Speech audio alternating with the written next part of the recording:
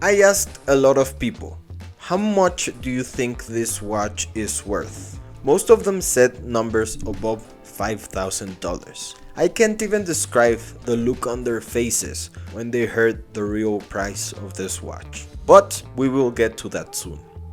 If you're a normal person, you've probably never heard of this brand.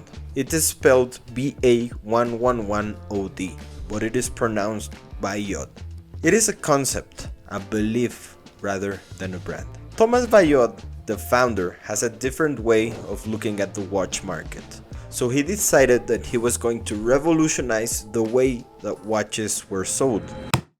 You probably won't be able to buy any of the watches of this brand.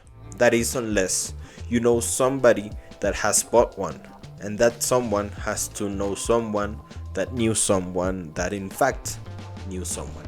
You get the point. They coined the term affluender, which is a mix between ambassador, influencer, and vendor. When you know someone that has bought a Bayod timepiece, they get, let's say, 5 codes to share. These codes are the key to be able to buy one watch. You buy a watch and you get 5 codes that you can share. If 5 of your friends use those codes and buy a watch, you get another watch for free. They call this the WeCommerce. Maybe 2 years ago, a friend and I sat with Thomas Bayod and we talked about this brand.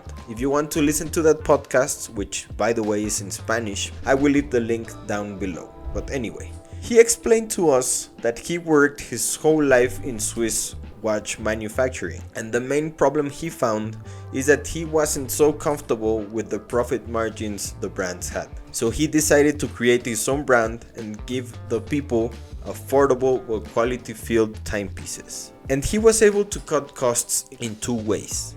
First, he was going to be the only supplier of his watches, directly from the brand to the final consumer. And 2, he sourced his movements from China. This watch is the Chapter 1, as he calls his collections, the first of many rather impressive watches. First of all, the design of this watch is stunning. It is undoubtedly a very European design.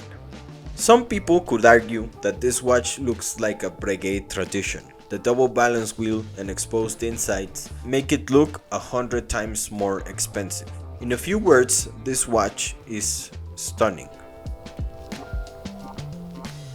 At the heart of the Chapter 1.1, we have a double balance wheel Chinese movement. Yes, it is Chinese. No, it is not cheaply made. The double balance wheel is supposed to make the watch more accurate, but does it really? I don't know, and honestly, I really don't care. This watch is not made to look at the time. The movement is finished all the way, so it maintains this vibe of high quality. The 43mm stainless steel case is big but comfortable. The watch is made taller by the domed sapphire crystal, which reminds me of an Arnold & Son watches. It truly feels robust and impressively well built. The dial design is made to impress. We get a smaller dial on the top left where we can see an hour and minutes hand. The seconds are central, which I really like. The main focus of the dial is to expose the double balance wheel, the perfectly finished plates and some blued screws. It's basically a lingerie show. Now, Bayod may not have the century-old heritage of some Swiss watchmakers, but it brings a refreshing and innovative spirit to the watch industry. While I must respect the bravery of the brand to try and change things up for the industry, I'm not quite sure how the model of the affluenders will work. It may work for a while, but after some time the brand will want to grow, leaving that business model useless. The retail value of this watch was of $400, more than a fair price if you ask me, because this is quite an exclusive timepiece. Hard to get, and it was produced in limited quantities. Add a revolutionary business model and the astonishing view of this watch, and I could say that this watch is worth its price, or probably even more, because it is practically impossible to find it for sale today.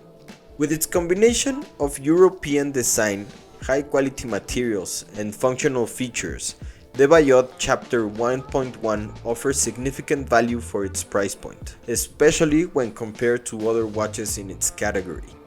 In summary, I really like this watch. My only pet peeve is their business model. If I'm honest, I don't think the affluender model is the way. Also, I wish it was smaller. 43mm is a bit on the bigger side for my wrist. If it was 39 or 40 mils, this watch wouldn't leave my wrist. But, do you like it? Do you think the affluender model works? Let me know in the comments down below.